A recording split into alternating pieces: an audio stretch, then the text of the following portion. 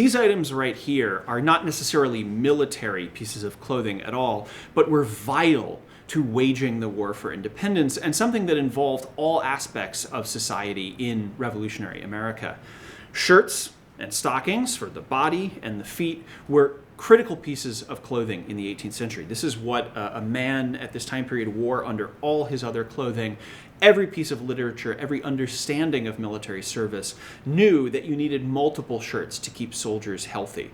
Shirts wear out. In fact, this particular shirt, which was made in the 18th century, shows the evidence of a great deal of wear and patching and even replacement of components at much later times, like these shirt cuffs, which date maybe to the very late 18th or early 19th century, showing that this shirt had a long period of life.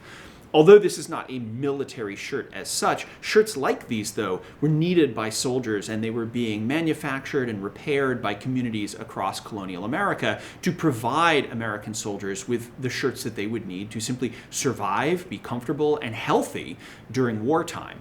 Stockings as well, knit out of wool or linen, were vital for soldiers to keep their feet warm, to keep their feet healthy and dry, and as such, they would have been a vital part of military equipment as well. Both of these garments, though, were ones that were necessary items for soldiers in the 18th century, which meant that they repaired and replaced multiple times during the course of a campaign, during the course of a year, to make sure that the soldier had these.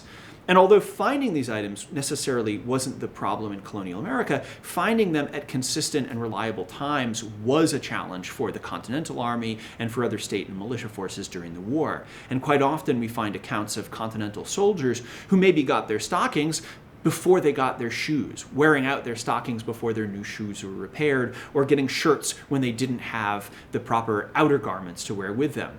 So it wasn't necessarily that these items were unavailable in various colonies, but they weren't being given to Continental soldiers at consistent periods of time so that the items wore together.